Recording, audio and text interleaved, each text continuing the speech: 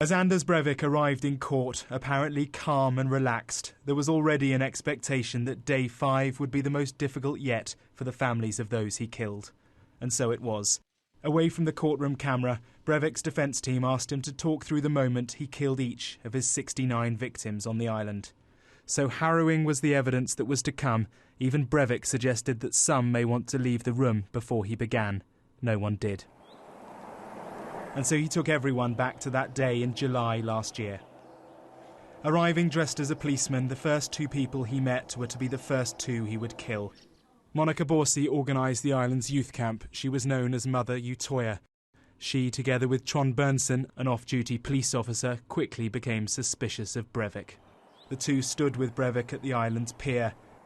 I thought for about a minute. My whole body resisted. There were 100 voices in my head saying, "Stop." He didn't. He shot them both several times. Calmly, Breivik then described how he followed a screaming stream of people into the cafeteria. I decided to go into the building and kill as many people as possible. I remember nothing inside the first room. I'm told I killed 6 or 7 people there. I start firing towards the piano. I shot them first in the head, then followed up with more shots afterwards. Each victim for him is nameless, but as he described their deaths to the court, the families knew when he referred to their relatives' last moments. Then I shot a girl. Then I shot others. There were 10 or 15 people. I aimed at their heads. I remember one saying, "Please, mate," but I shot all of them. I spared a young boy crying hysterically. I told him he'd be okay. He was too young.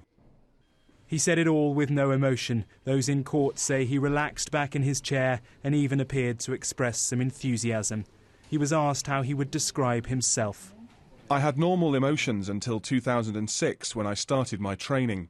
I see the families of those whose lives I have destroyed. It's horrible knowing the suffering I have created. And so he says he chooses not to think about it. As the day ended, his defence team had tears in their eyes, and yet of those who survived and watched and listened today, remarkable composure.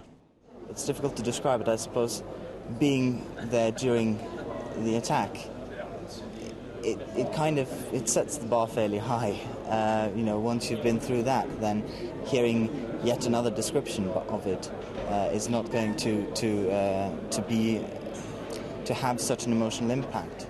Not for me, certainly. There are another 9 weeks of all this for a man who admits what he did, but says he's not guilty of murder. Mark Stone, Sky News.